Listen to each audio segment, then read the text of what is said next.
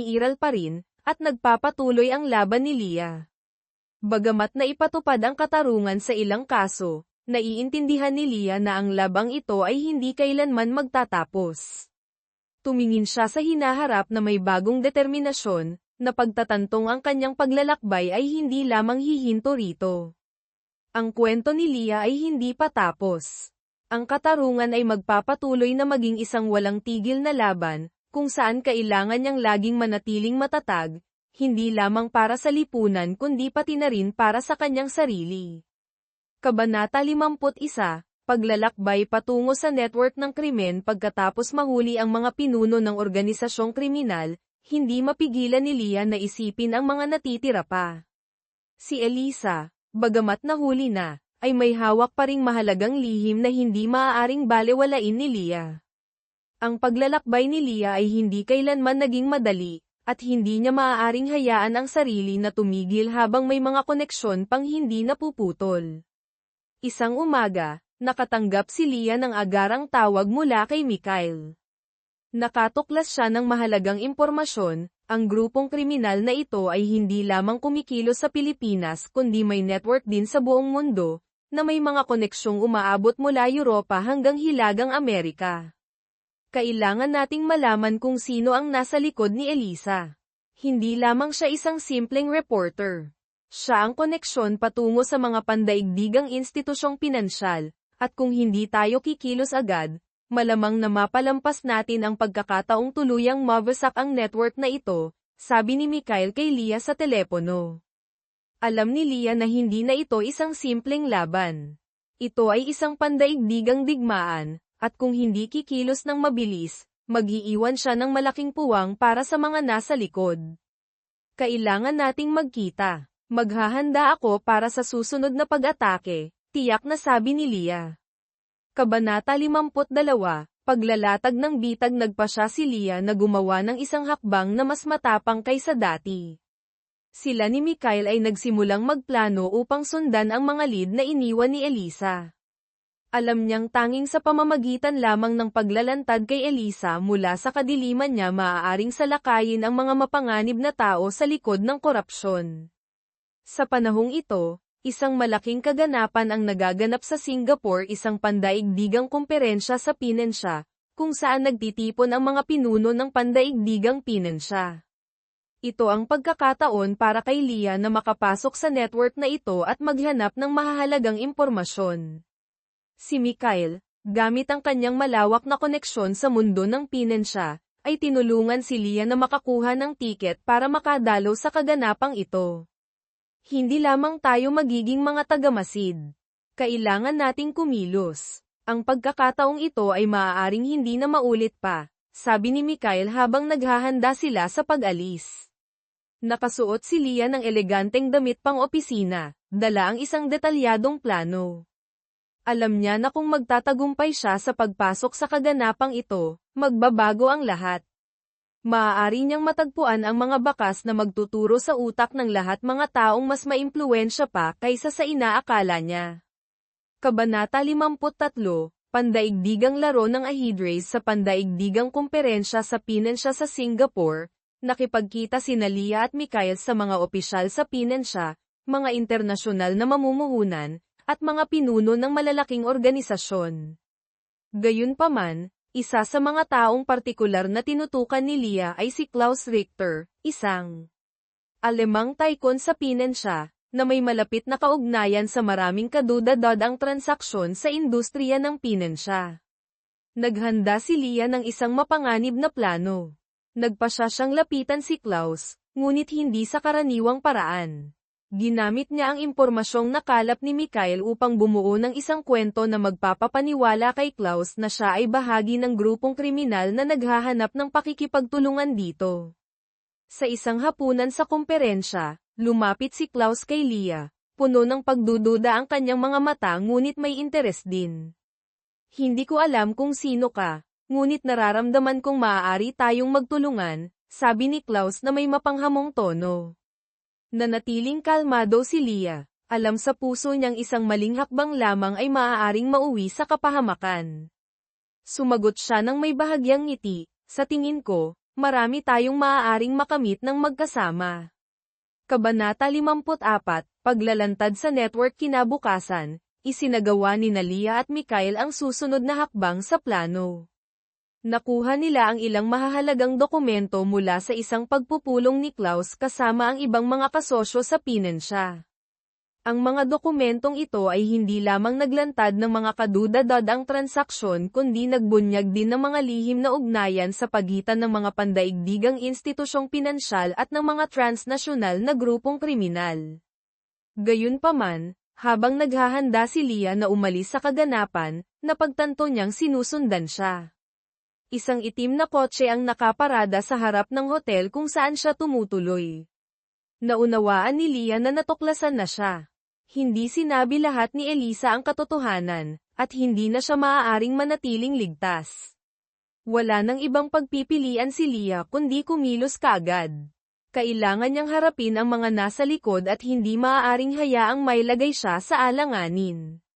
Dala ang mahahalagang dokumento. Tinawagan ni Leah si Mikhail at nagplano silang umalis ng mabilis. Kabanata 55, ang huling pagtutuos sina Leah, Mikhail, at ilang kakampi mula sa mga pandaigdigang organisasyon ay mabilis na naghanda para sa isang pagsalakay sa mga pasilidad ni Klaus at ng mga nasa likod nito. Natukoy nila na ito na ang huling pagkakataon upang lutasin ang buong problema, at ang labang ito ang magpapasya sa kapalaran ng buong mundo. Nang salakayin ng grupo ni Leah ang pandaigdigang sentro ng pinensya ni Klaus, nakalap na ang lahat ng ebidensya at nagsimula na ang pagkilos. Ang mga kriminal na matagal nang tinutugis ni Leah at ng kanyang team ay hindi na makakatakas.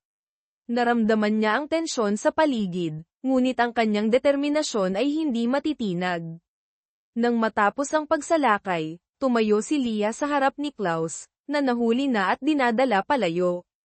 Ang mga nasa likod ng malaking network ng krimen ay naposesan na, at sa wakas ay naipatupad na rin ang katarungan. Kabanata 56, masasakit na resulta bagamat nagtagumpay, hindi maiwasan ni Leah na makaramdam ng kaunting kahungkagan. Ang kanyang laban ay hindi lamang natapos sa mga tagumpay sa korte o mga direktang paghaharap. Nagbago na ang mga relasyon, at nawalan din siya ng mahahalagang bagay sa paglalakbay na ito. Pagbalik sa Maynila, napagtanto ni Leah na kailangan niyang gumawa ng paraan upang paghilumin ang mga sugat sa kanyang puso. Naipatupad na ang katarungan, ngunit makakahanap pa kaya siya ng kapayapaan sa buhay. Kabanata 57, ang lihim na pagpupulong pagkatapos mahuli si Klaus, hindi maaaring basta na lamang mapanatag si Leah sa tagumpay na ito. Bagamat nahuli na ang utak ng network ng korupsyon, alam niyang marami pang sulok ng katotohanan ang hindi pa nabubunyag. Isang bagong source ang lumitaw, at ang impormasyon mula rito ay nagsasabing may isang lihim na pagpupulong na isinasagawa ng malalaking institusyong pinansyal sa Zurich. Ito na marahil ang huling pagkakataon para kay Leah na tuluyang mawasak ang network ng krimen na ito. Leah, ito na ang tanging pagkakataon natin para mailagay ang buong sistema sa ilalim ng kontrol, sabi ni Mikhail habang naghahanda sila sa paglalakbay. Ang pagpupulong na ito ay dadaluhan ng mga pinakautak, mga taong kayang baguhin ang buong ekonomiya ng mundo. Kung gusto mong tapusin ang lahat, ito na ang tamang oras. Hindi na kinailangang mag-isip pa ng matagal si Leah. Masyado na siyang maraming oras na ginugol sa paghahanap ng katotohanan, at ito na ang pagkakataon para wakasan ang laban. Nagplano siya kasama si Mikhail, naghahanda para sa isang pagpasok sa lihim na komperensyang iyon. Kabanata 58, pagpasok sa tuktok ng kapangyarihan sina Leah at Mikhail ay dumating sa Zurich ng maaga.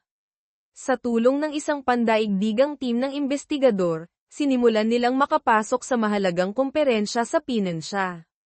Ang mga dumalo ay pawang malalaking mamumuhunan, mga pinuno ng mga institusyong pinansyal, at mga maimpluwensyang politiko. Ginamit ni Leah ang kanyang talino at matalas na kakayahan sa pagmamasid upang lapitan ang bawat tao, mang-alap ng impormasyon, at kasabay nito ay ilihis ang atensyon ng mga security guard. Si Mikhail, gamit ang kanyang mga koneksyon sa mundo ng pinensya, ay tinulungan siyang mapunta sa pinaka-estratehikong posisyon sa kumperensya. Doon natuklasan ni Leah ang isang mahalagang impormasyon, hindi lamang si Klaus ang nasa likod ng mga kadudad-ang transaksyon. Ang iba pa, mga taong tila hindi nakikita sa anino, ay nagpapakita na ngayon. Biglang naging tensyonado ang buong kumperensya nang mapagtanto ni Leah na naroon din si Andres sa pagpupulong na ito, hindi lamang bilang isang simpleng taong may kaugnayan kundi bilang bahagi ng plano ng grupo ng kriminal. Kabanata 59, ang katotohanang nabunyag. Pumunta si Leah sa isang pribadong silid sa gusali ng kumperensya, kung saan nagaganap ang mahahalagang pagpupulong. Naroon si Andres, at hindi lamang siya. Naroon din si Elisa, ngunit ngayon ay hindi na siya isang reporter, kundi isang mahalagang tao sa network na ito. Ang mga bagay na hindi kailanman inisip ni Leah ay nabubuksan na ngayon. Tahimik na nakinig si Leah sa pag-uusap ng mga target. Bawat kwentong kanilang sinasabi, bawat transaksyong kanilang pinag-uusapan, ay mga hindi maitatangging ebidensya. Bawat hakbang ni Leah ay kailangang maingat na kalkulahin, dahil isang maliit na pagkakamali lamang ay maaaring sumire sa buong plano. Ililipat natin ang mga ari-arian sa susunod na linggo, sabi ni Andres, puno ng kumpiyansa at pakikipagkompromiso ang kanyang boses. Handa na ang lahat, at hindi natin hahayaang sirain ni Newman ang planong ito. Humigpit ang kamao ni Leah, determinado siyang hindi na muling magpapabulag. Humakbang siya, pumasok sa silid ng pulong at direktang hinarap sina Andres at Elisa. Nakakagulat na makita kayong dalawa rito, sabi ni Leah, puno ng kapangyarihan ang boses. Oras na para pagbayaran ninyo ang inyong mga ginawa. Kabanata 60, karera laban sa oras. Naganap ang paghaharap nina Leah, Andres, at Elisa sa isang tensyonadong kapaligiran. Alam niyang kung hindi siya kikilos kagad, guguho ang lahat. Ngunit sina Andres at Elisa ay hindi mga kalaban na madaling matalo. Alam na alam nilang nanganganib ang kanilang pag-iral at nagsimula silang humanap ng paraan para lumaban. Isang karera laban sa oras ang naganap habang sina Mikhail at ang pandaigdigang team ng investigador ay nagsimulang magsiyasat sa ibang mga silid sa gusali. Hindi lamang kinailangang harapin ni Leah ang mga nasa likod kundi kailangan din niyang mabilis na makakalap ng mga ebidensya at maghanda para sa isang pag-atake. Ang paghaharap na ito ay hindi lamang tungkol sa kanyang kaligtasan kundi pati na rin sa pag-iral ng sistema ng katarungan na lagi niyang ipinaglalaban. Sa tulong ni Mikhail, nakuha ni Leah ang mahahalagang dokumento na nagtatala ng buong plano ng grupo ng kriminal. Ang ebidensyang ito ang magpapatunay na hindi na makakatanggi sina Andres at Elisa. Ngunit pag-alis niya sa gusali, nakatakas na ang dalawa. Kabanata 61, hinahamon ang tadhana. Pagbalik sa Maynila, hindi maaaring tumigil si Leah. Hindi pa tapos ang labang ito. Bagamat nailantad na ang mga korap, hindi pa tapos ang paghaharap kina Andres at Elisa. Kailangan niyang harapin ang katotohanang minsan, hindi agad na ipatutupad ang katarungan. Naghanda si Leah para sa isang pagsalakay sa mga natitirang base ng grupo ng kriminal. Kasabay nito, napagtanto rin niya na ang mga sakit ng nakaraan ay hindi maaaring manatiling nakakapit sa kanya. Ang pagtataksil nina Andres at Elisa ay malalalim na sugat, ngunit sa bawat pagsubok, lalong tumatatag si Leah. Kabanata 62, pandaigdigang puwersa at ang huling pagsalakay upang harapin ang huling pagtutuos. Nakipag-ugnayan si Leah sa mga pandaigdigang puwersa at nagmungkahi ng masusing kooperasyon upang mas matinding salakayin ang pandaigdigang grupo ng kriminal. Pagkatapos ng maraming negosasyon, isang pandaigdigang kampanya ang inilunsad. Sa dilim ng gabi, habang iniisip ng mga nasa likod na nanalo na sila, nagsagawa si Leah at ang kanyang mga kasama ng isang tumpak at mapagpasyang pag-atake. Ang mga kriminal na matagal nang tinutugis ni Leah at Mikhail ay sa wakas ay nailantad. Ang malalaking institusyong pinansyal, mga politiko, at mga transnasyonal na organisasyong kriminal ay nahuli, na nagtapos sa isang walang tigil na serye ng pagkilos. Kabanata 63, katapusan o simula lamang. Nang matapos ang kampanya, si Leah ay hindi lamang isang nagwaging paiskal, kundi isang malakas na babae na nagpabago sa mundo. Naibalik niya ang katarungan, ngunit may tanong pa rin sa kanyang puso, makakabangon pa kayang muli ang mga nasa likod? Maaaring hindi pa tapos ang kwentong ito, ngunit alam ni Leah na ginawa niya ang tama. Walang katapusan ang katarungan. Kapag natapos ang isang laban, magbubukas ito ng panibago, at si Leah ay laging handang harapin ang mga susunod na hamon. Kabanata 64, Pagbabalik ng Unos. Bumalik si Leah sa Maynila, ramdam ang pagod sa bawat hakbang. Bagamat na ipatupad na ang katarungan, bagamat nawasak na ang mga kriminal at mga organisasyong corrupt, hindi pa rin niya mapigil ang isipin ang pangmatagalang epekto. Ang mga taong tulad nina Andres at Elisa ay hindi lamang personal na mga taksil kundi simbolo ng mas malaking puwersa na kakakanti pa lamang niya. Titigil na kaya ang mga natitira o patuloy na hahanap ng paraan para bumangon mula sa pagbagsak? Nanalo siya sa isang malaking labanan, ngunit malayo pa sa pagtatapos ang digmaang ito. Isang umaga, habang nasa opisina si Leah, naghahanda para ipagpatuloy ang mga pananaliksik at pagpaplano para sa mga bagong reformang legal, nakatanggap siya ng agarang tawag mula kay Mikhail. Puno ng pag-aalala ang kanyang boses, Leah, may malaki tayong problema. Ang mga nasa likod ng grupo ng kriminal ay hindi tulad ng inaakala natin.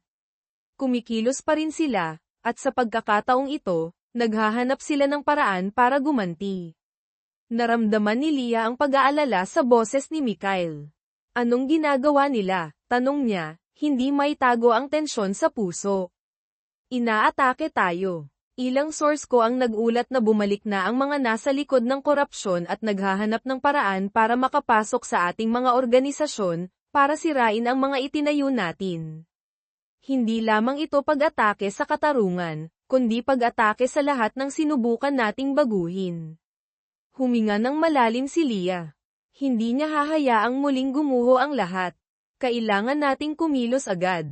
Huwag natin silang hayaang humadlang sa atin. Kabanata 65, Mga lihim na pag-atake. Talagang nagsimula na ang mga pag-atake na ibinabala ni Mikhail sa mga pasilidad ng non-profit na organisasyong itinatayo ni Leah at ng kanyang mga kakampi, naganap ang mga pagpasok sa datos. Ninakaw ang mahahalagang dokumento, inatake ang sistema ng seguridad. Napagtanto niyang ang grupo ng kriminal ay hindi lamang gumagamit ng maruruming taktika kundi napakatuso rin. Nagpasya si Leah na magsagawa ng isang lihim na kontra-atake. Nagplano sila ni Mikhail na direktang harapin ang mga nagsisikap sirain ang kanilang trabaho. Bumuo sila ng isang espesyal na team ng investigador upang subaybayan ang mga kaduda-dadang transaksyong pinansyal at bawat galaw ng mga pinaghihinalaang target. Samantala, sina Andres at Elisa, bagamat nahuli na, ay maaaring marami pang mga tauhang nagtatago, at nagsimulang maunawaan ni Leah na hindi pa lahat ang kanyang nilabanan sa buong panahong ito. Kailangan niyang harapin ang katotohanan habang lumalalim siya, lalong nagiging komplikado ang mga banta at sabuatan. Kabanata 66, Mga nalulunod na barko. Nagsimulang mapansin ni Leah ang kakaiba. Ang mga umatake ay hindi lamang simpleng nagsisikap sirain ang mga dokumento. Nagsimulang maging personal ang lahat. Lumabas ang mga litrato niya sa mga pahayagan, kumalat ang mga maling impormasyon, at nagkaroon ng mga pag-atake na tumutukoy sa kanyang pamilya. Isang gabi, pag-uwi ni Leah, napansin niyang kakaiba ang pagkakasara ng pinto sa harap. Bumilis ang tibok ng kanyang puso pagpasok, at agad, isang anino ang biglang lumabas mula sa dilim. Hindi ka na maaaring magpatuloy, umalingaw-ngaw ang malamig na boses ni Andres. Natigilan si Leah, hindi makapaniwala sa nangyayari. Hindi na ganito dapat lumitaw si Andres. Siya ay kasabwat na ng mga puwersang nasa anino. Leah, sabi nito, lumalapit. Hindi mo naiintindihan kung ano talaga ang nangyayari. Ang ginawa mo ay hindi na makakapagligtas kan inuman. Patuloy ka nilang hahabulin. Hindi ka nila titigilan. Hindi na makatiis si Leah. Lumapit siya at nagsalita. Hindi ko hahayaang pigilan mo o ninhuman ang katarungan. Maipapatupad ang katarungan, kahit sino pa ang kaharipan ko. Mapait na ngumiti si Andres. Wala ka pang naiintindihan. Huwag mong isiping kaya mo silang harapin. Sa huli, makikita mo, lahat tayo ay mga pyesa lamang sa isang mas malaking laro ng ajedrez na hindi mo kontrolado. Kabanata 67, bagong laro ng ajedrez na pagtanto ni Leah na si Andres ay hindi lamang isang itinapong pyesa sa kanyang kwento. Bahagi siya ng isang mas malaking laro na hindi niya nakikita ng buo. Ang mga puwersang nasa likod ay hindi lamang humihinto sa mga transaksyong pinansyal. Nakapasok na sila sa politika, lipunan, at maging sa mga ahensyang may tungkuling mag-imbestiga. Nagsimulang magpasya si Leah na kailangang lumabas sa tradisyonal na saklaw ng batas, upang maghanap ng mas malalalim na internasyonal na koneksyon, mga alyansang hindi niya naisip noon. Nagtulungan sila ni Mikhail na makipag-ugnayan sa mas malalaking organisasyong laban sa korupsyon, mga organisasyong hindi nila inaasahan noon. Kabanata 68, pagtuklas ng mga bagong lihim sa gitna ng mga sumunod na pagsalakay at investigasyon, natuklasan ni Leah at Mikhail ang isang hindi inaasahang koneksyon. Ang mga grupong kriminal, bagamat nabunyag na, ay marami pa ring kaugnayan sa mga internasyonal na utak. Lalo na ang mga kaduda-ang transaksyon sa sistema ng pagbabangko at mga alyansang hindi kailanman lumilitaw sa ibabaw. Lalong naging malinaw ang lahat, si Klaus at ang kanyang mga kasabwat ay hindi lamang ginamit ang mga internasyonal na transaksyong pinansyal kundi sinubukan ding manipulahin ang mga mapagkukunan ng pondo sa politika upang mapanatili ang kanilang kapangyarihan. At ang mga nasa likod ay may malalalim na koneksyon sa pandaigdigang ekonomiya. Kabanata 69, wakas ng isang buhay sa wakas, dala ang lahat ng nakalap na ebidensya, nagpasya si Leah na hindi lamang tumayo para ipaglaban ang katarungan. Hindi niya hahayaang maging mahina siya sa labanang ito. Ang katarungan ay hindi lamang isang landas na legal, kundi isang walang tigil na pakikibaka sa pagitan ng mga makapangyarihan at ng mga inaapi. Dala ang buong katatagan, tumayo si Leah sa isang mahalagang pandaigdigang komperensya, kung saan magkikita ang mga pinuno at mga pandaigdigang institusyong pinansyal. Malakas siyang nagsalita tungkol sa pangangailangang baguhin ang sistema ng pinansya, tungkol sa paglilinis sa mga korap, at lalo na tungkol sa mga laban na hindi lamang nagaganap sa loob ng korte kundi pati na rin sa mga desisyong pampolitika, pang-ekonomiya, at panlipunan. Hindi na natin maaaring hayaang manipulahin ng mga kriminal ang ating buhay. Kailangang magtagumpay ang katarungan, at hindi ako titigil hanggat hindi natin nailalantad ang lahat ng taong ito. Kabanata 70, huling gabi ng network nakatayo si Leah sa gitna ng madilim na silid, nakatingin sa malaking mapa kung saan minarkahan ang mga kriminal at mga pandaigdigang network ng pinansya. Lahat ay magkakaugnay. Bawat pakikibaka, bawat kasong hinawakan niya, ay humantong sa isang mas malaking katotohanan, isang katotohanang maaaring magpabago sa buong mundong kanyang ginagalawan.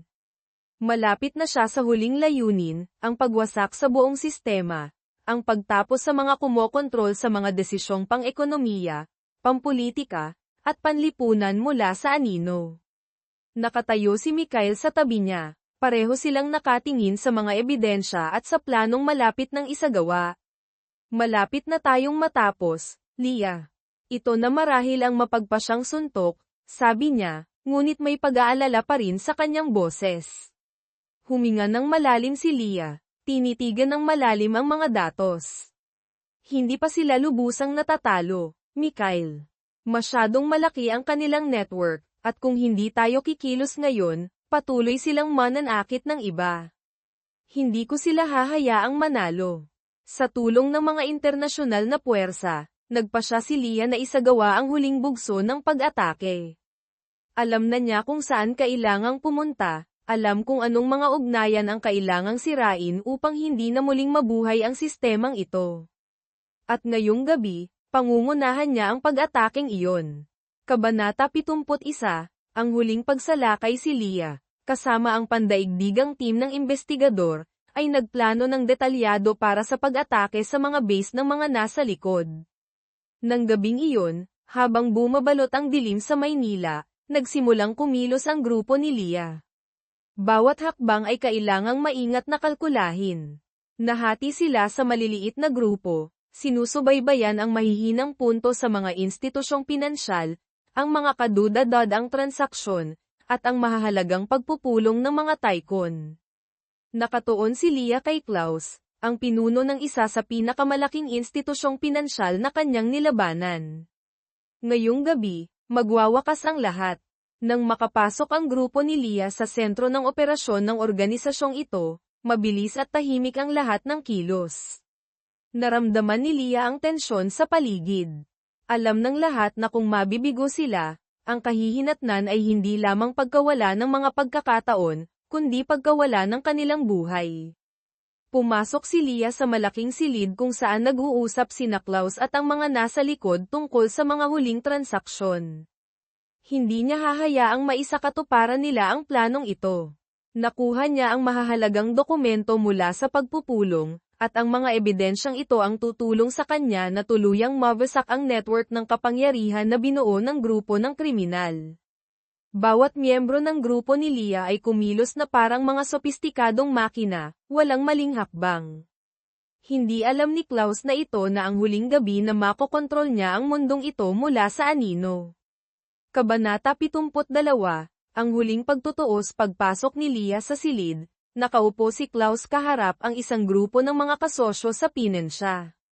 Lumapit siya, malamig ang kanyang mga mata, ngunit hindi nagkukulang sa determinasyon. Narito na tayo, Klaus. Oras na para pagbayaran mo ang iyong mga ginawa, sabi ni Leah, umalingaw-ngaw ang kanyang boses sa silid na puno ng bulungan. Tumingala si Klaus, malamig na tiningnan si Leah. Sa tingin mo mapipigilan mo kami, Leah? Ito ay isang laro na hindi mo kayang mapanalunan. Ang ginagawa mo ay isang katatawanan lamang sa isang mas malaking laro ng Ajedrez. Hindi umurong si Leah. Itinaas niya ang mga dokumentong nakalap ng kanyang grupo, ang mga ebidensya ng mga kadudad-ang transaksyon, pagmamanipula sa politika, at pandaigdigang pinensya. Ito ang lahat ng matagal ninyong itinago. At ngayon, ilalabas ito sa liwanag. Bamantong hininga si Klaus, ngunit alam ni Leah, wala na sa kanyang mga kamay ang lahat ngayon. Hindi ko hahayaang gawin mo ito, sabi ni Klaus, ngunit masyado nang. Determinado si Leah para tumigil. Nagsimulang magulo ang buong silid. Napagtanto ng mga naroon na ang pag-atake ni Leah ay hindi lamang pagpapabagsak sa isang kriminal, kundi pagpunit sa misteryosong tabing na bumabalot sa mga organisasyon ng kapangyarihan. Kabanata 73, ang huling pagsagip isinagawa ni Leah at ng kanyang team ang mga huling hakbang sa kampanya. Dala ang mahahalagang dokumento. Nabuwag nila hindi lamang ang isang kriminal kundi ang isang buong sistema ng kapangyarihan. Ang mga dumalo sa malaking kumperensyang iyon ay wala ng takas. Sina Klaus, Andres, at Elisa ay kailangang harapin ang mga bunga ng kanilang mga ginawa. Pag-alis ni Leah sa gusali kung saan naganap ang pagsalakay, nakaramdam siya ng kakaibang kapanatagan. Naipatupad na ang katarungan, ngunit hindi pa ito ang katapusan. Alam pa rin niyang may mas malalaking pagbabago na naghihintay sa hinaharap. Maaaring natalo ang sistema, ngunit ang laban para sa katarungan ay hindi kailanman magtatapos. Sa buong paglalakbay na ito, marami nang nawala kay Leah. Mga mahal sa buhay, mga unang paniniwala, at maging mga relasyong inakala niyang magpakailanman. Ngunit ngayon, hindi na siya natatakot. Nanalo siya sa isang malaking labanan, at simula pa lamang iyon. Kabanata 74, pagtatagpo muli sa sarili pagkatapos ng lahat ng pinagdaanan, napagtanto ni Leah na ang paglalakbay ay hindi lamang para maglingkod sa katarungan. Natagpuan niya ang isang bahagi ng kanyang sarili na hindi niya napansin noon. Ang mga sakit, ang pagtataksil, at ang walang tigil na pakikibaka ang tumulong sa kanya na makita ang lakas sa loob niya. Muli niyang nakita si Rafael, ang taong minsan niyang pinagdudahan. unti-unting nabunyag ang katotohanan tungkol sa mga ginawa nito para protektahan siya. Bagamat wala ng romantikong ugnayan, natagpuan nila ang kapayapaan sa pagkakaibigan. Hindi mo na kailangang lumaban mag-isa, Leah, sabi ni Rafael sa isang pagkikita. Ang kailangan mo lang ay maniwala sa iyong sarili. Kabanata 75, pagbubukas ng bagong kabanata dala ang mga nakamit na tagumpay, sinimulan ni Leah na bumuo ng isang bagong sistema ng batas, na nakatuon sa pagreporma sa mga kahinaan sa sistema ng bansa. Nagpasya siyang palawakin ang kanyang gawain, makipag-ugnayan sa mga internasyonal na organisasyon, at ipagpatuloy ang pandaigdigang kampanya laban sa korupsyon. Bagamat maaaring pansamantalang natapos ang labang ito, alam ni Leah na simula pa lamang ito ng isang mas mahabang paglalakbay. Bagamat napakahaba pa ng kwento ng katarungan na isinulat ni Leah, natagpuan na niya ang balanse sa buhay. Hindi lamang siya isang nagwaging paiskal kundi isang babaeng nauunawaan ang halaga ng sakripisyo, pananampalataya, at pagmamahal. Sa bawat hakbang, patuloy na pinapatunayan ni Leah na ang katarungan ay hindi lamang isang layunin, kundi isang paglalakbay na walang katapusan.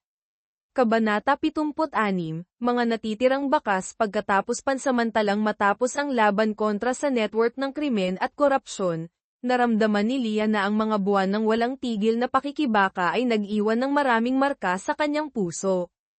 Ang mga imahe ni na Andres, Elisa, at ng mga nasa likod ay patuloy pa ring bumabagabag sa kanya, bagamat nahuli na sila at naipatupad na ang katarungan.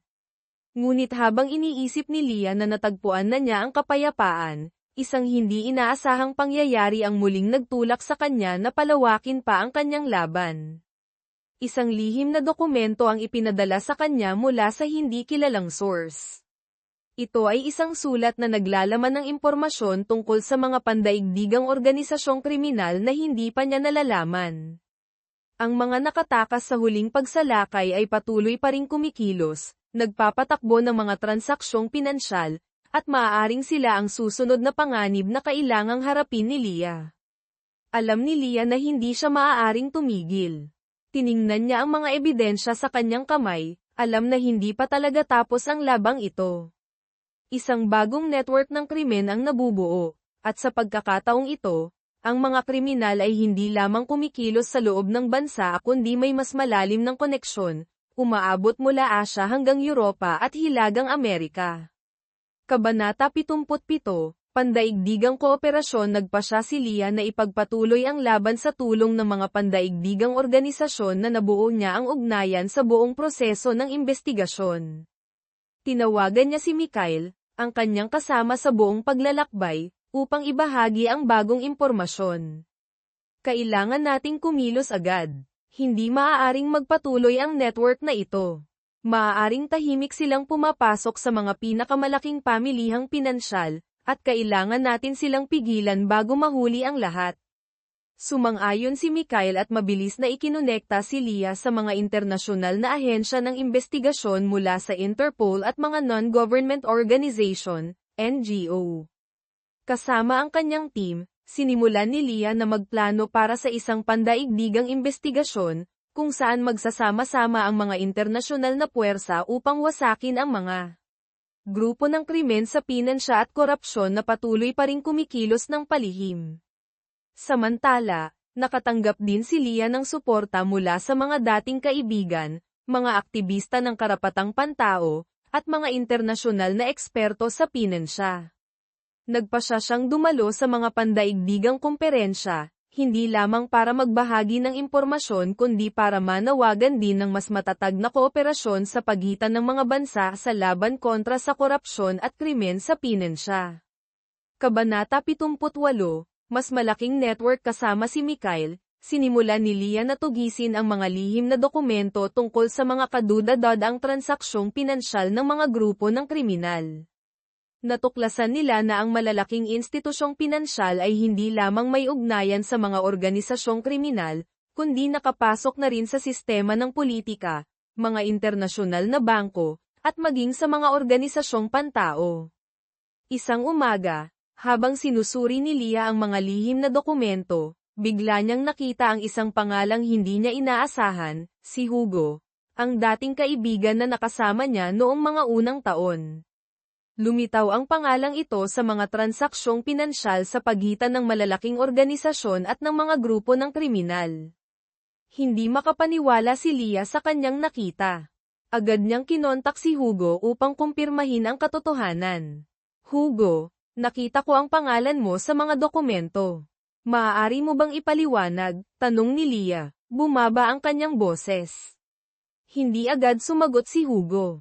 Isang mahabang katahimikan ang namagitan bago siya nagsalita. Leah, patawad. Hindi ko masabi lahat ng nangyari, pero ang nakikita mo ay ibabaw lamang ng malaking tipak ng yelo. Naipit ako sa isang laro na hindi ko matakasin. Nakaramdam si Leah ng matinding pagkabigla. Si Hugo ang taong pinagkatiwalaan niya, ang kasama sa mga unang araw, ngunit ngayon ay kailangan niyang harapin ang masakit na katotohanan, isang kaibigan, isang kasamahan, ay bahagi pala ng network ng krimen na kanyang nilalabanan. Kabanata 79, masakit na desisyon na harap si Leah sa isang napakahirap na desisyon. Si Hugo ay dati niyang kaibigan, kasama niya sa hirap. Ngunit ngayon, ang kanyang ginawa ay sumire sa lahat ng kanilang pinagsamahan. Alam niyang kung hindi niya haharapin ang katotohanan, hindi matatapos ang labang ito. Ang mga taong tulad ni Hugo at Andres ay hindi lamang simpleng mga taksil, kundi mahahalagang koneksyon sa isang pandaigdigang sistema ng krimen. Kailangan niyang ilantad ang katotohanan. Nang gabing iyon, nagpasya si Leah na harapin muli si Hugo. Nagkita sila sa isang tahimik na coffee shop, kung saan dati silang nagkaroon ng mga pag-uusap na puno ng pangako.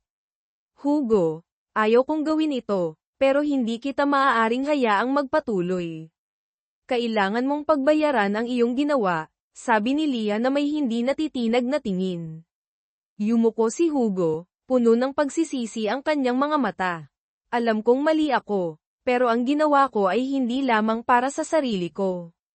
Naitulak ako sa mahirap na sitwasyon, Leah. Hindi ako makatakas sa paikot-ikot na ito. Maaari tayong tumigil, Hugo. Pero hindi ako maaaring magpatuloy kasama ng mga taksil na tulad mo, sabi ni Leah, mapagpas siya. Sa isang huling tingin, tumayo si Hugo at lumabas ng coffee shop. Alam ni Leah na tama ang ginawa niya, ngunit masakit pa rin ang kanyang puso. Ang pagkakaibigan at pagtataksil ay mga damdaming hindi niya kailanman handang harapin.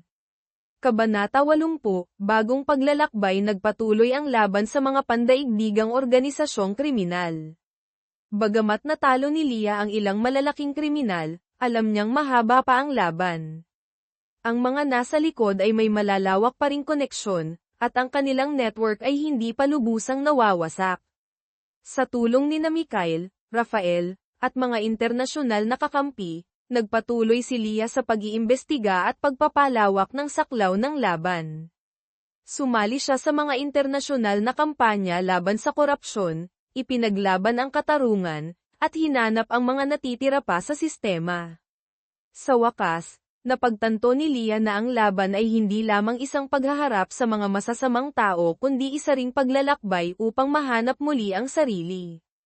Hindi lamang siya isang paiskal, isang mandirigma ng katarungan, kundi isang malakas na babae, laging handang harapin ang anumang hamon upang ipagtanggol ang mga prinsipyong pinaniniwalaan niya.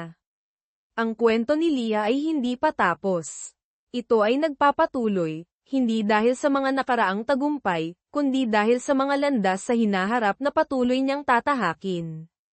At anuman ang kaharipan niyang hirap, alam ni Leah na hindi niya kailanman isusuko ang katarungan. Kabanata 81, pagpapatahimik sa mga anino ng mailantad ang mga kriminal at organisasyong korap, isang bahagi ng laban ni Leah ang natapos.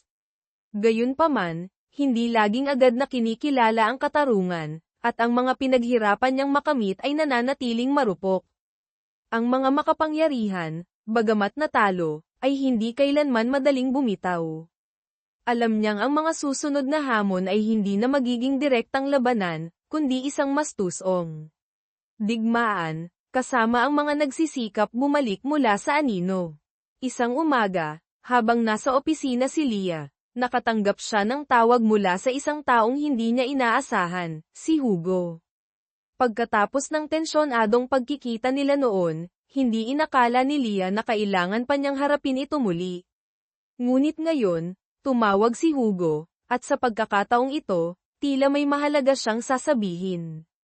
Maaari ba kitang makausap muli? May mahalaga akong impormasyon tungkol sa isa pang grupo ng kriminal na hindi pa natin natutuklasan, sabi ni Hugo. Puno ng pag-aalala ang kanyang boses. Wala nang masyadong oras si Leah, ngunit alam niyang kung makakatulong ito para mapalapit siya sa katotohanan, hindi niya ito maaaring palampasin. Sabihin mo agad, Hugo. Kung biro lang ito, hindi kita patatawarin. Hindi ito biro, Leah. May impormasyon ako tungkol sa isang bagong organisasyon. May malalaki silang ginagawa sa pandaigdigang sistema ng pinensya, at maaaring may kaugnayan sa mga transaksyong natuklasan natin noon. Hindi nag-atubili si Leah. Makikipagkita ako sa iyo ngayon din. Kabanata 82, lihim na hindi pa nabubunyag na ganap ang pagkikita ni Leah at Hugo sa isang tahimik na coffee shop, kung saan siya pinapunta ni Hugo. Pagpasok ni Leah, nakita niya itong nakaupo sa isang sulok, puno ng pag-aalala ang mukha. Bagamat nagpasya siyang hindi magpadala sa emosyon, nang makita niya si Hugo, bahagya pa rin kumilos ang kanyang puso. Sa kabila ng lahat, dati pa rin siyang kaibigan, taong minsan niyang pinagkatiwalaan. Anong kailangan mo sa akin ngayon? Tanong ni Leah, umupo sa tapat ni Hugo. Hindi agad sumagot si Hugo. Inabot niya ang isang makapal na folder ng mga dokumento. Ito ang impormasyong nakalap ko nitong mga nakaraang araw. Ang malalaking pangalan sa pandaigdigang organisasyong pinansyal ay may malapit na ugnayan sa grupong kriminal na hinarap mo noon. At, isa sa kanila ay isang taong hindi mo inaasahan. Nagulat si Leah nang makita ang pangalan sa dokumento, Klaus Richter. Lumalabas na hindi lamang ang tycoon na ito ang nasa likod ng mga organisasyong kriminal. Sa likod niya, may mga anino pa ng kapangyarihan na hindi pa nalalaman ni Leah. Anong gagawin natin dito? Tanong ni Leah, puno ng pag-aalala ang puso. Ang impormasyong ito ay maaaring magpabagsak sa buong sistema ng politika at pinensya. Isang malakas na dagok mula sa anino na hindi niya inaasahan. Bumantong hininga si Hugo. Leah, hindi lamang nila kontrolado ang mga transaksyong pinansyal. Minamanipula rin nila ang mga politiko, at ngayon, pinupuntirya nila ang mga organisasyong pantao, gumagawa ng takip para sa kanilang mga ilegal na gawain. Masyado na akong nalubog dito. Hindi mo ito magagawa ng mag-isa. Naramdaman ni Leah ang kawalan ng pag-asa sa boses ni Hugo. Ngunit alam niyang hindi ito ang oras para maawa. Masyadong malaki ang network na ito, at para mawasak ito, kakailanganin niya ang lahat ng posibleng tulong. Kailangan nating alamin pa ng mas malalim. Hindi ko ito magagawa ng mag-isa, nagpasya si Leah. Kabanata 83, dating kaibigan, bagong kalaban nagpatuloy ang pagpapalawak ng investigasyon. Si Leah, sa tulong ni Hugo at ng mga kakampi, ay nagsimulang tugisin ang mga transaksyon pinansyal, ang mga koneksyon sa pagitan ng mga organisasyon ng kapangyarihan. Mabilis niyang napagtanto na hindi lamang mga pangalang tulad ni Klaus Richter ang sangkot kundi may mga hindi nakikitang anino sa likod mga taong kayang yumanig sa pundasyon ng politika at ekonomiya ng buong bansa. Samantala, tumawag si Mikhail kay Leah. Ipinaalam na isa sa mga dokumentong nakalap nila ay nagtuturo na si Andres, bagamat nahuli na, ay may grupo pa rin ng mga tauhan na tahimik na kumikilos sa anino. Hindi lamang nila pinoprotektahan ang mga interes sa pinensya kundi pinapanatili rin ang mga pangmatagalang planong pampulitika. Maaaring hindi sila titigil dito. Naramdaman ni Leah ang tensyon sa bawat hakbang. Ang mga multo ng nakaraan ay hindi lamang mga kriminal, kundi mga taong kayang kontrolin ang buong ekonomiya, na nagparamdam sa kanya na para siyang naglalaro ng ajedrez kung saan hindi niya mahuhulaan ang susunod na galaw.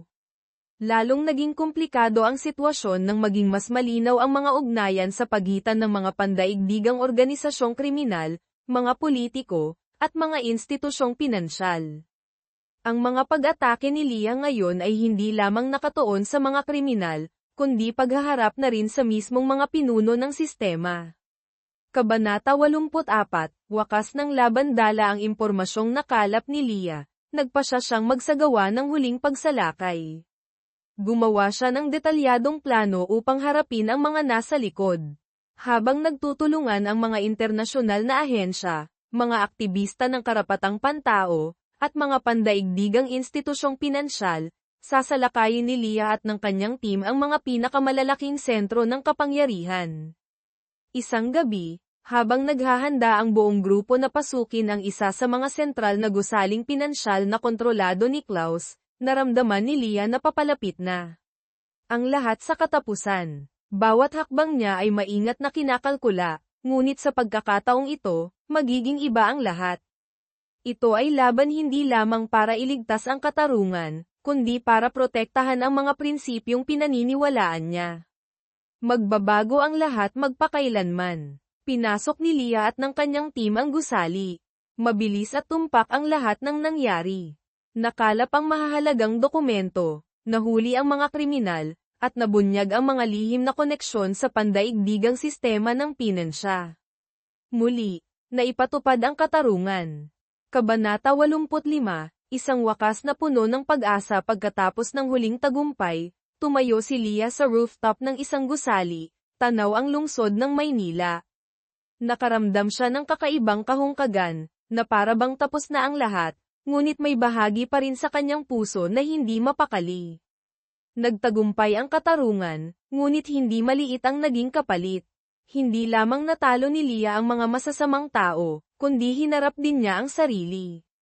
Naging mas malakas siyang tao, isang mandirigma hindi lamang para sa katarungan, kundi para sa paniniwala sa isang mas makatarungang mundo. Gayunpaman, ang laban ay hindi kailanman isang katapusan. Ito ay simula lamang ng isang bagong paglalakbay, kung saan magpapatuloy si Leah sa pakikipaglaban, hindi lamang para sa lipunan kundi pati na rin para sa kanyang sarili. Kabanata 86, apoy sa puso. Bagamat na ipatupad na ang katarungan at naparusahan ang mga masasamang tao, naramdaman ni Leah na hindi pa rin lubusang payapa ang kanyang buhay. Sa mahahabang gabi, hindi siya makatulog, iniisip ang mga nakaraang laban at mga desisyong ginawa. Bagamat nagtagumpay, tunay nga bang nagwagi ang katarungan o pansamantalang yugto lamang ito? Hindi makalimutan ni Leah ang mga taong nagsakripisyo sa labang ito. Sina Andres, Elisa, at ang mga nasa likod ng tabing ng kapangyarihan ay hindi lamang nanakit sa kanya kundi lumikha rin ng mga lamot sa kanyang personal na buhay. Naramdaman niya ang pagod sa walang tigil na pakikibaka. Ngunit sa kaibuturan ng kanyang puso, hindi mapigilan ni Leah na maramdamang tama ang kanyang ginawa. Sa paglipas ng mga araw, unti-unting lumipat ang trabaho ni Leah sa isang bagong yugto, nagsimula siyang makilahok sa malalaking reformang legal, at nag-organisa ng mga seminar tungkol sa karapatang pantao, pinansya, at etika. Kahit may malalaking tagumpay na, napagtanto ni Leah na ang tunay na pagbabago ay hindi lamang isang malakas na suntok kundi isang mahabang proseso ng muling pagbuo ng tiwala sa sistema.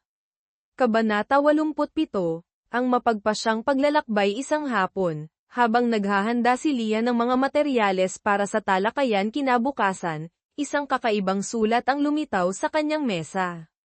Walang pangalan ang nagpadala, isang address lamang ang nasa nilalaman. Hindi alam ni Leah kung bakit ngunit agad na umakyat ang kaba.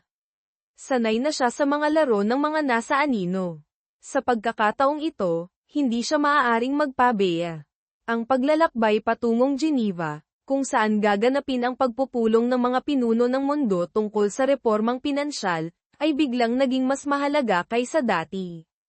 Ang sulat na ito ay maaaring isang senyales ng bagong pag-atake, o simpleng paanyaya lamang sa isang laban na hindi maaaring tanggihan ni Leah. Ang desisyong pumunta ay hindi dahil sa kuryosidad kundi dahil laging tinatawag siya ng katarungan na patuloy na kumilos. Sumakay sina Leah at Mikhail sa eroplano patungong Geneva, puno ng pag-aalala ang puso, ngunit nagtatanong din kung ito na ba talaga ang katapusan o simula lamang ng isang bago at mas malaking laban. Pagdating doon, ipinaalam sa kanya na ang imbitasyong ito ay mula sa isang grupo ng mga internasyonal na kasosyo sa pinansya na nais makipagtulungan sa pagsasagawa ng malawakang reforma sa pandaigdigang sistema ng pinansya. Nangako silang kasama si Leah na aalisin ang mga butas sa sistema ng pagbabangko, at higit sa lahat, pipigilan ang pagmamanipula ng mga organisasyon ng kapangyarihan. Gayunpaman, sa gitna ng mga pangakong iyon, nakaramdam si Leah ng kalabuan. Ang mga organisasyong ito ay tila katulad ng mga dati, nagpalit lamang ng anyo at nagpapatuloy sa mga sabuatan. Kabanata 88, mga bagong lihim na manlalaro. Ang pagkikita sa Geneva ay nagdulot ng pagdududa kay Leah. Isang grupo ng mga nangungunang pinuno sa pinansya mula sa iba't ibang panig ng mundo ang nagtipon upang talakayin ang mahahalagang reforma. Ngunit tulad ng isang bihasang mangangaso, hindi madaling malinlang si Leah ng magagandang salita. Puno ng pangako ang kanilang mga sinabi, ngunit ang nakita ni Leah sa likod nito ay isang planong hindi mahuhulaan. Habang mas lumalalim ang pag-aaral ni Leah, nagsimula niyang matuklasan na may mga taong nasa likod ng mga internasyonal na organisasyong ito, mga taong tahimik na kumokontrol sa malalaking operasyong pinansyal, gumagamit ng kapangyarihan upang manipulahin ang mga desisyong pampulitika at panlipunan. Ang mga taong ito ang hindi kailanman lumalabas sa mga balita, ngunit may kakayahang baguhin ang isang buong ekonomiya. Isang gobyerno. Hindi maaaring mag-atubili si Leah. Kung hindi siya kikilos ng napapanahon sa pagkakataong ito, lahat ng kanyang itinayo ay guguho. Kailangan niyang ilantad muli ang lahat, kahit na mga hulugan ito nahaharap siya sa isang puwersang mas malaki kaysa sa alinman sa mga nauna. Kabanata 89, pagharap sa sarili. Pumasok si Leah sa silid ng pulong, kung saan nakaupo ang mga pinuno ng mga pandaigdigang institusyong pinansyal. Ang pagharap sa kanila ay nagdulot ng damdaming hindi maipaliwanag, halo ng tensyon at pagkaunawa na nahaharap siya sa malalaking desisyon. Sa sandaling ito, hindi lamang siya isang paiskal o mandirigma para sa katarungan. Siya ang tanging makakapaglantad ng katotohanan, kahit na mga hulugan ito ng pagbabayad ng malaking halaga. Pinag-uusapan natin ang isang pandaigdigang pagbabago. Isang pagbabagong hindi lamang tungkol sa ekonomiya kundi pati na rin sa karapatang pantao, sa karapatan ng bawat tao. Kung talagang nais ninyong magbago, ito na ang mahalagang sandali, simula ni Leah, matatag ngunit puno ng determinasyon ang kanyang boses. Kung hindi, babalik ang lahat sa dati, at hindi ako maaaring manahimik habang patuloy na kinokontrol ng mga nasa anino ang lahat. Isang nakakabinging katahimikan ang bumalat sa silid, at isang malinaw na katotohanan ang nabunyag. Ang labang ito ay hindi lamang tungkol sa pera at kapangyarihan, kundi tungkol din sa pagprotekta sa halaga ng tao, pagprotekta sa kalayaan at katarungan. Nagsimulang lumitaw ang mga pangalang hindi inakala ni Leah na may kaugnayan. Ang mga nasa likod ng pandaigdigang sistema ng pinansya ay hindi mga estranghero. Sila ay mga taong may malaking impluwensya sa bawat desisyon ng mga bansa, at masyado na silang sanay sa pagmamanipula at pagyurak sa karapatan ng mamamayan. Kabanata 90, posisyon at kapangyarihan. Nagpatuloy ang pagpupulong na may mga pangako mula sa mga pinuno sa pinansya at mga internasyonal na organisasyon, ngunit hindi madaling makumbinsi si Leah. Nauunawaan niyang sa likod ng mga pangakong iyon, nananatiling buo ang mga kalkulasyon at sabuatan. Nagsimulang makipagtulungan ng mas malapit si Leah kay Mikhail at sa mga kakampi mula sa mga organisasyong laban sa korupsyon. Nagpasya siyang lumikha ng isang direktang paghaharap sa mga internasyonal na lider na ito, upang bigyang liwanag ang lahat ng sabuatang matagal na nilang itinago. Ang mga kumpanya, ang mga lihim na organisasyong pinansyal ay kailangang harapin ang malakas na pagtutol mula sa mga taong tunay na nagnanais ng pagbabago. Hindi lamang sa isang bansa, kundi sa buong mundo. At kapag nailantad na ang lahat, walang sino man ang makakapagtago pa ng katotohanan. Kabanata 71, ang huling paggising na harap muli si Leah sa buong digmaan. Oras na para pabagsakin niya ang sistemang matagal nang kumokontrol sa mundo mula sa anino. Dala ang mga ebidensya, determinado siyang ilantad ang mga masasamang tao, kahit na mga hulugan ito ng pagbabayad ng malaking halaga. Magtatagumpay ang katarungan, anuman ang maging kapalit, bulong ni Leah sa sarili habang humahakbang siya, pumapasok sa isang laban na walang katapusan. Kabanata 72, isang bagong kabanata. Bagamat nakamit ni Leah ang malalaking tagumpay, hindi doon natapos ang kanyang buhay. Ang mga tanong tungkol sa hinaharap, sa lipunan at sistemang tinutulungan niyang itayo ay nanatili sa kanyang isipan.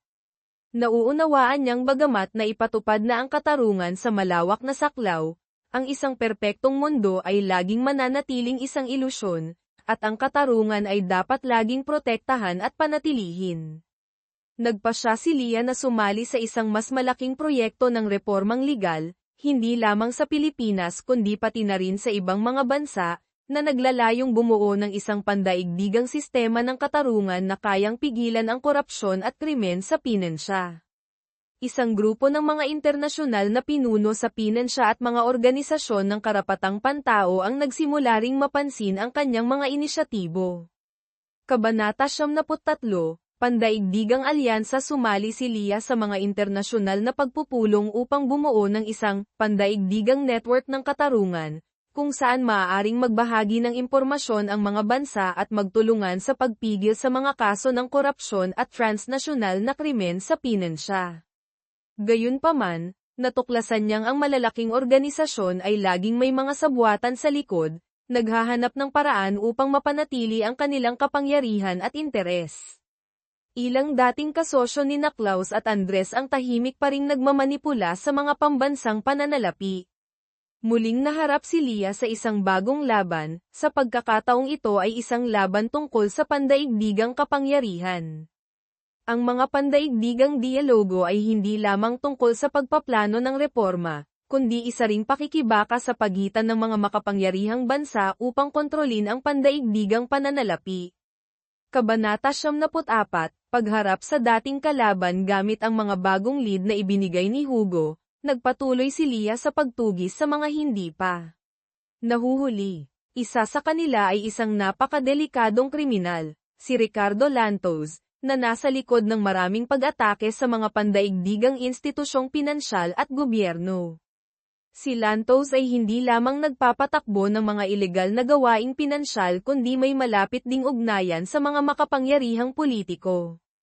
Napagtanto ni Leah na ang labang ito ay hindi lamang tungkol sa batas kundi pati na rin sa politika. Kailangan niyang harapin ang mga taong hindi lamang may pera kundi may napakalaking impluwensya rin sa politika. Sa pagkakataong ito, hindi lamang siya lumalaban mag-isa kundi may suporta rin mula sa mga pandaigdigang kakampi, kasama si Mikhail at ang mga internasyonal na organisasyong nabuo niya ang ugnayan sa buong paglalakbay niya. Kabanata 75, Karera sa kapangyarihan. Sa partisipasyon ng mga internasyonal na ahensya at tulong mula sa mga matatalik na kaibigan, nagpatuloy si Leah sa pakikipaglaban upang ilantad ang mga koneksyon sa pagitan ng mga pandaigdigang organisasyong kriminal at mga politiko. Ngunit sa pagkakataong ito, kinailangan niyang harapin ang mga pag-atake na mas sopistikado kaysa dati. Ang mga kriminal ay hindi na lamang mga magnanakaw kundi naging mga estratehista na, kumokontrol sa mga eleksyon at nagbabago ng mga patakarang pinansyal. Napagtanto ni Leah na ang labang ito ay hindi kailanman magkakaroon ng katapusan. Kahit manalo siyang muli, laging hahanap ng paraan ang mga kriminal na samantalahin ang kahinaan sa sistema. Ngunit alam din niyang hanggat nananatili siyang matatag, hindi kailanman mawawala ang katarungan. Kabanata 76, Huling pagpili. Sa wakas, kinailangang gumawa si Leah ng isang mahalagang desisyon. Maaari ba siyang magpatuloy sa pakikipaglaban at isugal ang lahat ng mayroon siya, o hahanapin niya ang balanse sa pagitan ng katarungan at personal na buhay? Hindi kailanman tumitigil ang mga pakikibaka, ngunit napagtanto rin niyang kailangan niyang mamuhay ng mas buo, hindi lamang bilang isang mandirigma. Sa suporta ni Mikhail, Rafael, at ng mga matatalik na kaibigan, nagpasya si Leah na pumasok sa isang bagong yugto ng kanyang buhay, ang pagbuo ng isang bagong henerasyon, kung saan ang katarungan ay hindi lamang magiging isang tungkulin kundi isang mahalagang bahagi ng pang-araw-araw na buhay ng lahat. Kabanata 77, Pagbabalik sa pinagmulan. Bumalik si Leah sa Maynila, kung saan nagsimula ang lahat. Ngunit sa pagkakataong ito, hindi para magpahinga. Alam niyang kapag nakabangga na niya ang malalaking puwersa, hindi na magkakaroon ng katapusan ang kanyang laban.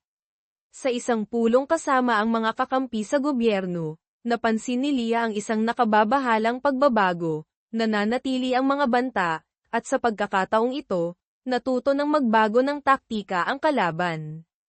Hindi na mga biglaang pagsalakay, kundi mga lihim na estratehiya, na nakakaapekto sa mga politiko at mga organisasyon ng kapangyarihan.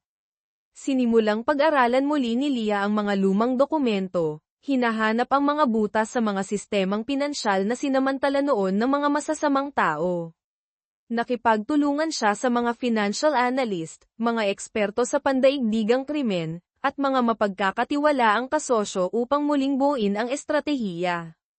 Kabanata 78, ang halagang kailangang bayaran dahil sa pagkatuklas ng serye ng mga koneksyon sa pagitan ng mga institusyong pinansyal at mga politiko, nagpasya si Leah na maglunsad ng isang pampublikong kampanya, na tina-target ang mga nagmamanipula sa ekonomiya.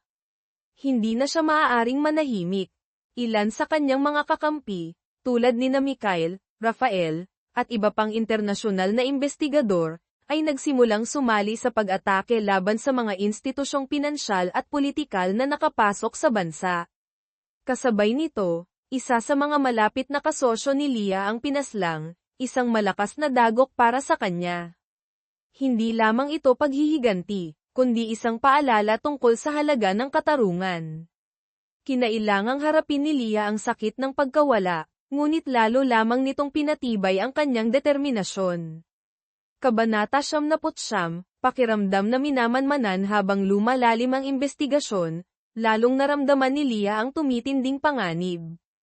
Nagsimula niyang mapansin na minamanmanan siya, hindi lamang ng mga dating grupong kriminal kundi pati na rin ng mga tao sa loob ng sistema ng politika. Mga kakaibang tawag, mga misteryosong anino na lumilitaw sa mga lugar kung saan siya nagtatrabaho. Naramdaman ni Leah na ang labang ito ay lumayo na ng husto kaysa sa inaasahan niya. Hindi na niya kayang lumaban mag-isa. Sa pagkakataong ito, kailangan niyang umasa sa kanyang team at mga internasyonal na kakampi upang protektahan ang kanyang kaligtasan at ipagpatuloy ang investigasyon. Nagpasya si Leah na lumikha ng isang lihim na network ng seguridad, hindi lamang para protektahan ang sarili kundi pati na rin ang mga taong mahal niya.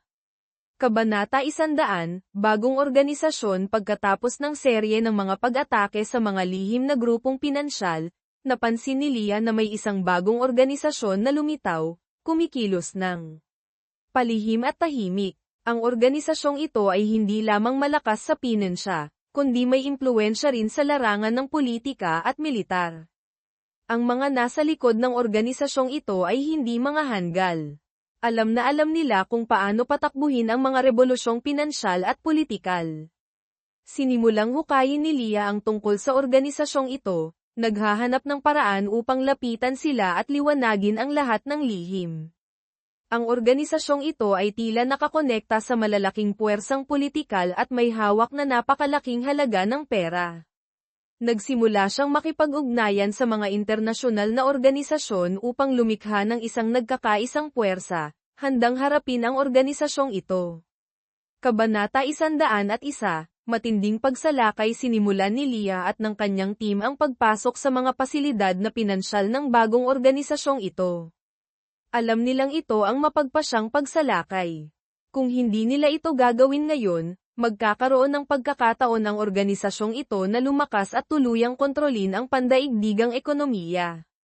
Bawat miyembro ng grupo ni Leah ay may kanya-kanyang papel. Tinulungan siya ni Mikhail na ma-access ang mga lihim na dokumento mula sa mga internasyonal na bangko.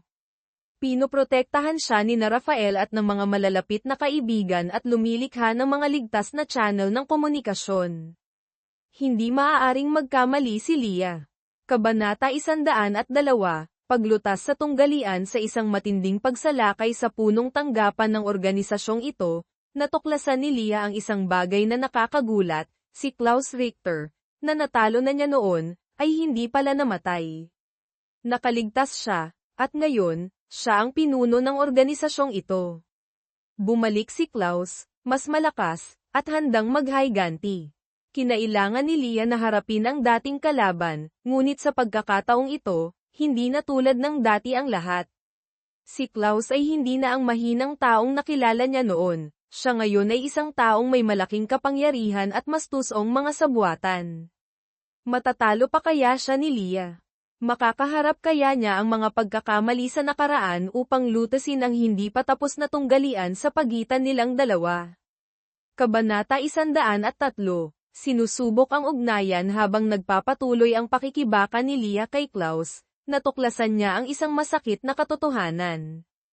Ang mga desisyong ginawa niya sa nakaraan ay nagdulot ng walang tigil na mga reaksyon, at ang mga taong inakala niyang nawasak na ay may impluwensya pa rin sa mga puwersang nasa anino. Ang ugnayan niya sa mga kaibigang tulad ni Mikhail at Rafael ay nagsimula ring masubak dahil ang kanyang mga desisyon ay nagdulot ng mga hindi inaasahang epekto. Mapananatili pa kaya ni Leah ang tiwala sa sarili habang unti-unting gumuho ang lahat? Maibabalik pa kaya niya ang tiwala ng mga taong nakapaligid sa kanya habang lalong tumitindi ang kanyang laban? Kabanata 104, Mapanganib na hakbang nagpasya si Leah na magsagawa ng huling pagsalakay sa organisasyon ni Klaus, ngunit sa pagkakataong ito ay hindi sa pamamagitan ng direktang pag-atake kundi sa pamamagitan ng tuso at talino. Nalinlang niya, ginamit ang kasakiman at mga kahinaan sa organisasyon upang unti-unting wasakin ang kapangyarihan ni Klaus. Samantala, sinusubaybayan ni Rafael at Mikhail ang bawat galaw mula sa lahat ng panig at handang suportahan si Leah kung kinakailangan. Alam ni Leah na manalo man o matalo, ito na ang magiging mapagpasyang laban niya.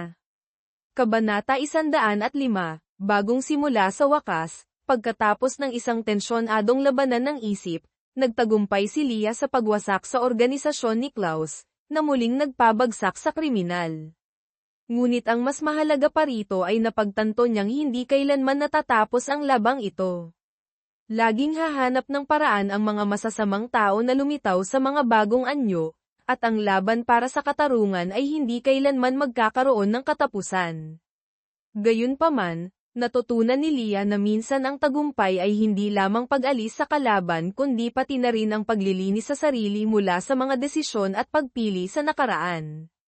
Bumalik si Leah sa kanyang team, ngayon ay hindi lamang mga mandirigmang lumalaban sa krimen kundi mga tagapagtayo rin ng pandaigdigang sistema ng katarungan, mula sa pinansya hanggang sa politika. At, sa lahat ng kanyang pinagdaanan, alam ni Leah na patuloy pa rin siyang lalaban hanggang sa tunay na maipatupad ang katarungan. Kabanata 106, Pagharap sa mga bunga. Pagbalik ni Leah matapos ang huling tagumpay, napagtanto niyang hindi na maaaring bumalik sa dati ang kanyang buhay. Bagamat napabagsak niya si Klaus at ang mga nasa likod, ang mga bunga ng mahabang laban na ito ay patuloy pa ring sumusunod sa kanya. Nagbago ang mga dating kaibigan, ang mga kakampi sa laban. Unti-unting naging tensyonado ang ugnayan niya kina Mikhail at Rafael, hindi dahil sa kakulangan ng tiwala, kundi dahil sa mga desisyong ginawa niya noon. Nakikita ng lahat na hindi na si Leah ang dating kilala nila. Hindi lamang siya isang mandirigma, kundi isang taong masyado ng maraming naisakripisyo sa paglalakbay na ito. Nakikita ni Rafael at Mikhail ang mga sugat sa puso ni Leah, ngunit walang sino man ang lubos na makakaunawa sa mga sakit na tiniis niya. Gayunpaman, alam ni Leah na ang mga pinsalang ito ang halagang kailangan niyang bayaran. Ang mga nawala, ang mga sakripisyo, lahat ay para makamit ang isang bagay na mas dakila, ang katarungan. Kabanata 107, Bagong landas. Bagamat tapos na ang lahat, hindi mapigilan ni Leah na isipin ang hinaharap. Pakiramdam niya ay hindi siya maaaring tumigil, kahit na may mga tagumpay na. Ang mga kaibigan at kasamahan na tumulong sa kanya sa buong paglalakbay na ito ay pinapayuhan siyang magpahinga, ngunit sa puso ni Leah, hindi humuhupa ang pagnanais na magpatuloy sa pakikipaglaban. Napagtanto niyang kailangan niyang gumawa ng isang bagay na mas malaki pa, hindi lamang sa isang bansa kundi sa buong mundo. Ang katarungan ay hindi lamang maaaring umiral sa loob ng mga korte, kundi dapat maipatupad sa bawat sulok ng lipunan. Nagpasya si Leah na palawakin ang kanyang network, makipagtulungan sa mga internasyonal na organisasyon, mga pandaigdigang pinuno upang bumuo ng isang mas transparent na sistema ng pinansya at politika. Nagsimula siyang dumalo sa mga internasyonal na komperensya tungkol sa etika at reformang pinansyal, kung saan siya at ang kanyang mga kakampi ay maaaring bumuo ng mga pangmatagalang estratehiya, laban sa korupsyon at mga puwersang nasa anino. Kabanata 108, Bagong hamon. Bagamat na ipatupad na ang katarungan sa maraming investigasyon, hindi mapigilan ni Leah na isiping laging hahanap ng paraan ang mga masasamang tao na muling mabuhay sa ibang anyo. Muli, naramdaman niyang ang pandaigdigang organisasyong kriminal ay tahimik pa ring umiiral at kumokontrol sa pandaigdigang ekonomiya mula sa anino. Sa isang internasyonal na pagpupulong sa Washington, D.C., natuklasan ni Leah na isang grupo ng malalaking tycoon sa pinansya ang nagpaplanong mag-organisa ng isang komperensya upang pag-isahin ang mga pandaigdigang tuntunin sa pinansya, kung saan may mga malalabong punto na maaaring humantong sa pagmamanipula ng mga pamilihan at internasyonal na yaman. Tila bumabalik ang lahat sa dati. Alam ni Leah na hindi maaaring hayaang magpatuloy ito. Nagpasya siyang magsagawa ng isang bagong kampanya, hindi lamang nakatuon sa mga grupo ng krimen sa pinansya kundi upang ipaglaban din ang transparency sa mga internasyonal na negosasyon. Kabanata 109, Bagong alyansa. Sumabak si Leah sa isang bagong pandaigdigang kampanya, sa pagkakataong ito ay hindi lamang kasama ang mga organisasyong pinansyal kundi pati na rin ang mga non-government group, mga aktivistang laban sa korupsyon, at mga organisasyong nagpoprotekta sa karapatang pantao. Natanto niyang kung nais talaga ng pagbabago, kailangang may sapat na lakas at mahigpit na pagkakaisa, hindi lamang limitado sa isang bansa kundi kailangang lumawak sa buong mundo. Sina Mikhail at Rafael ay patuloy na naging mahahalagang kakampi sa bagong paglalakbay na ito. Bagamat marami na silang pinagdaanang pagsubok, lalong tumibay ang ugnayan nila kay Leah. Gayunpaman, bawat isa sa kanila ay kailangang harapin ang mahihirap na pagpili, habang lalong nagiging maigting ang mga internasyonal na negosasyon at mga labanang pampulitika. Kabanata 110, Ang pandaigdigang laro. Habang umuunlad ang kampanya laban sa korupsyon, nagsimulang mapagtanto ni Leah na ang labang ito ay hindi lamang pakikibaka laban sa mga masasamang tao, kundi pati na rin isang pakikibaka sa loob ng bawat tao. Kinailangan niyang harapin ang malalaking tanong tungkol sa mga ideal, sa halaga ng sakripisyo, at sa kung ano ang iiwan niya para sa susunod na henerasyon. Nakipagkita siya sa mga internasyonal na pinuno, sumali sa mga talakayan tungkol sa reformang pampulitika, pinansyal, at karapatang pantao. Gayunpaman, nagsimula siyang makaramdam ng papalaking pressure. Ang mga nagmamanipula ng kapangyarihan ay hindi kailanman sumusuko, at bawat hakbang ni Leah ay isang hakbang palapit sa mga panganib na hindi pa mahuhulaan. Kabanata 111, Bagong abot tanaw. Bagamat walang tigil ang laban, nagsimulang pag-isipan muli ni Leah ang mga prinsipyong kanyang sinundan.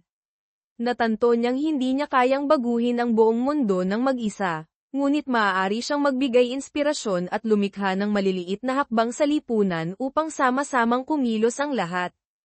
Ang kanyang buhay ay hindi na isang nag-iisang labanan. Kasama ang mga luma at bagong kasamahan, bumuo si Leah ng isang pandaigdigang organisasyon na naglalayong reformahin ang mga sistema ng pinansya, politika, at batas upang matiyak na ang katarungan ay hindi lamang teorya kundi isang mahalagang bahagi ng bawat desisyon ng lipunan. Kabanata 112, Landas patungo sa kinabukasan. Ipinagpatuloy ni Leah ang kanyang bagong paglalakbay, determinado siyang bumuo ng isang tunay na sistema ng katarungan, kung saan lahat ay maaaring mamuhay sa isang makatarungang lipunan. Bagamat hindi pa perpekto ang lahat, natagpuan niya ang paniniwalang ang pagbabago ay magmumula sa walang tigil na pagsisikap ng bawat individual. Nakaramdam siya ng pagmamalaki sa kanyang mga nagawa, ngunit hindi maaaring tumigil. Laging lilito ang mga bagong hamon, at lagi siyang handang harapin ang mga ito. Ang kwento ni Lea Santos, mula sa pagiging mandirigma ng katarungan hanggang sa pagiging tagapagtayo ng pundasyon para sa isang mas maliwanag na hinaharap, ay hindi pa tapos. Nagpapatuloy pa rin ang paglalakbay na ito, at lagi siyang mananatiling matatag upang ipagtanggol ang katarungan, anuman ang hamon na kanyang kaharipan. Kabanata 113, ang hamon sa hinaharap. Nakatayo si Lea sa isang mahalagang sanggang daan sa kanyang buhay. Bagamat natulungan niyang pabagsakin ang malalaking organisasyong kriminal at liwanagin ang maraming sabwatan, alam niyang ang sistemang kanyang itinatayo ay may mga kakulangan pa rin. Ang katarungan ay hindi isang laban na maaaring mapanalunan ng isang beses lamang, kundi isang paglalakbay na hindi humihinto. Ang mga kriminal ay hindi natutulog sa kanilang mga tagumpay, at lagi silang hahanap ng paraan para bumalik, kahit ilang taon pa ang lumipas. Kasama ang kanyang team, sinimulan ni Lea na magtayo ng isang non-profit na organisasyon na nakatuon sa pagsubaybay sa mga pandaigdigang institusyong pinansyal. Ang kanilang misyon ay hindi lamang pigilan ang korupsyon kundi protektahan din ang mga prinsipyong ilang taon niyang pinaghirapang itayo. Gayunpaman, mabilis niyang napagtanto na hindi madaling tanggapin ng mga gobyerno ang pakikialam sa kanilang mga internasyonal na gawaing pinansyal. Lea, ginagawa natin ang tama. Pero sapat ba ang ating lakas para harapin ang mga pandaigdigang kapangyarihang ito? Tanong ni Mikhail, kitang-kita ang pag-aalala sa kanyang mga mata. Tumingin si Lea kay Mikhail, sumandal sa mesang kahoy, nag-isip sandali. Maaaring wala tayong lakas na tulad nila, pero nasa atin ang katotohanan. At iyon ang bagay na hindi matatalo. Kabanata 114, panganib mula sa mga nagtatago. Pagkatapos magsimula ang organisasyon ni Lea sa mga unang hakbang ng pagsubaybay sa mga internasyonal na gawaing pinansyal, napagtanto niyang may isang lihim na puwersa na tahimik na nagmamanman sa kanya. Nagsimulang lumitaw ang mga bakas, mga hacker na pumapasok sa mga sistema ng seguridad ng organisasyon, impormasyong lumalabas, at ilang dating kakampi niya na misteryosong umaatres. Hindi maiwasan ni Lea na makaramdam ng nakaambang panganib. Isang gabi, habang nag-iisa si Lea sa opisina, nakatanggap siya ng tawag. Nasa kabilang linya si Rafael. Lea, minamanmanan tayo. Mukhang nakantay natin ang isang organisasyong mas malakas pa kaysa sa mga nakilala na natin. Ang mga nasa likod ni Klaus ay maaaring hindi pa lubusang nawala. Nagpaisip ito kay Lea tungkol sa lahat ng plano. Maaaring hindi pa talaga nila natatalo ang mga puwersang nasa anino. Kailangan niyang palakasin ang seguridad ng organisasyon, at hanapin ang mga nasa likod ng dilim. Ngunit nagpapatuloy pa rin ang mga internasyonal na negosasyon, at hindi maaaring tumigil si Lea. Kabanata 115, mga bagong koneksyon. Kasabay nito, isang dating kilalang politiko ng Estados Unidos, na lumahok sa mga negosasyon tungkol sa reformang pinansyal, ang lumapit kay Lea. Retirado na siya, ngunit hindi siya bago sa mga taktika sa politika. Ikinwento niyang may isang grupo ng kapangyarihan sa United Nations na nagsisikap manipulahin ang pandaigdigang ekonomiya sa isang napakatusong paraan. Hindi lamang ito tungkol sa pera, Lea, sabi niya, kundi tungkol sa pagkontrol sa pandaigdigang kapangyarihan. Naramdaman ni Lea ang bigat ng problema. Ang pandaigdigang politika ay hindi lamang mga pagpupulong o kumperensya. May kinalaman ito sa mga tahimik na ugnayan sa pagitan ng mga bansa, mga institusyong pinansyal, at mga non-government organization. Bawat desisyon, maliit man o malaki, ay may epekto sa buong mundo. Nagpasya siyang alamin pa ang tungkol sa grupong ito ng kapangyarihan, ngunit alam niyang habang lumalalim ang kanyang imbestigasyon, mas malalaking panganib ang kanyang haharapin.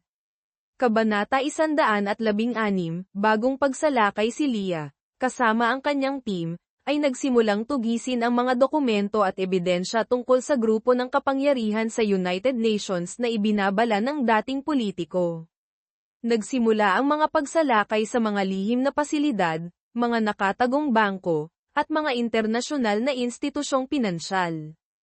Isang gabi, habang sinusubaybayan ang mga kadudadadang transaksyon, natuklasan ni Leah ang isang mahalagang lihim na dokumento na may kaugnayan sa isang grupo ng makapangyarihang politiko sa Europa at Hilagang Amerika. Natanto niyang hindi lamang sila nakikipagtulungan sa mga organisasyong kriminal, kundi may plano ring pumasok sa mga internasyonal na ahensyang pinansyal upang manipulahin ang mga pandaigdigang patakarang pinansyal. Agad na ipinaalam ni Leah kina Mikhail at Rafael. Kailangan nating kumilos agad. Masyadong mabilis ang pagbabago ng lahat. Hindi ko hahayaang kontrolin ng mga taong ito ang buong pandaigdigang pananalapi. Kabanata 117, Nabunyag na. Puwersa nagsimulang lumawak ang investigasyon ni Leah nang matuklasan niyang ang mga nasa likod ng mga internasyonal na negosasyong pinansyal ay hindi lamang may koneksyon sa mga politiko kundi may malawak ding kaugnayan sa mga multinasyonal na korporasyon. Ang mga korporasyong ito ay hindi lamang nagpapatakbo ng malalaking industriya kundi nangingibabaw din sa mga pandaigdigang patakaran. Isa sa mga malalaking korporasyon na sinusubaybayan ni Leah ay may malapit na ugnayan kay Ricardo Lantos, na nasa likod ng maraming malalaking kaso ng korupsyon.